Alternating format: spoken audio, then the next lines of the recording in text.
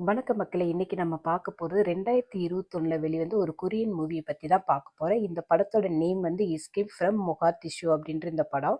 இந்த படம் வந்து இப்ப பார்த்தீங்கன்னா, டிஸ்னி பிளஸ் ஹாட்ஸ்டார்ல வந்து அவைலபிளா இருக்கு.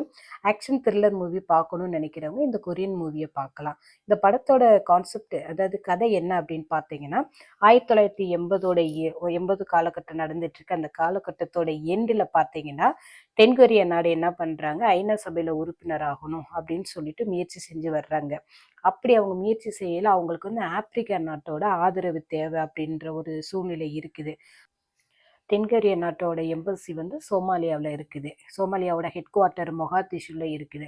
அங்கே இருக்க ஆஃபீஸர்ஸ் என்ன பண்ணுறாங்க, எம்பசி ஆஃபீஸர்ஸ் வந்து எப்படியாவது வந்து சோமாலியா நாட்டு கவர்மெண்ட்டோட க்ளோஸ் ஆகி நம்ம எப்படியாவது வந்து ஐநா சபையில் நம்ம உறுப்பினர் ஆகிறதுக்கு அவங்க கூட அவங்களோட ஆதரவை வாங்கிக்கணும் அப்படின்னு சொல்லி ட்ரை பண்ணிட்டு இருக்காங்க. இவங்க தென்கொரிய நாட்டுக்காரங்க இப்படி ட்ரை பண்ணிட்டு இருக்க இதே நேரத்தில் பார்த்தா அங்கே வடகொரியா எம்பசி இருக்குது எங்கள் சோமாலியாவோட ஹெட் குவார்ட்டரில். அவனும் என்ன பண்ணுறானுங்க, அவனும் எப்படியா இந்த நாட்டோ இந்த அரசோட க்ளோஸ் ஆகி நம்ம வந்து ஐநா சபையில் உறுப்பினராகிறதுக்கு நம்மளும் ட்ரை பண்ணணும்னு சொல்லிட்டு அந்த வடகொரியாவோட எம்பசியோட ஆஃபீஸர்ஸும் ட்ரை பண்ணிட்டு இருக்காங்க.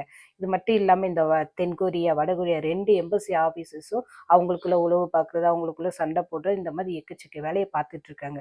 இப்படி இருந்துகிட்டு இருக்க நேரத்தில் பார்த்தீங்கன்னா 1991 அந்த ஆண்டில் பார்த்தீங்கன்னா அங்கே சோமாலியா நாட்டில் வந்து போர் வெடிக்க ஆரம்பிக்குது. வடகொரியாக்காரனும் தென்கொரியாக்காரனும் மண்டையை போட்டு பிச்சுட்டு கடைசிக்கு என்ன பண்ணுறானுங்க, தென்கொரியாக்காரன் வந்து இத்தாலியோட எம்பசிக்கு போயிட்டு ஹெல்ப் கேட்குறானுங்க. இவன் வடகொரியாக்காரனுங்க வந்து எகிப்தோட எம்பசிக்கு போயிட்டு ஹெல்ப் கேட்குறாங்க.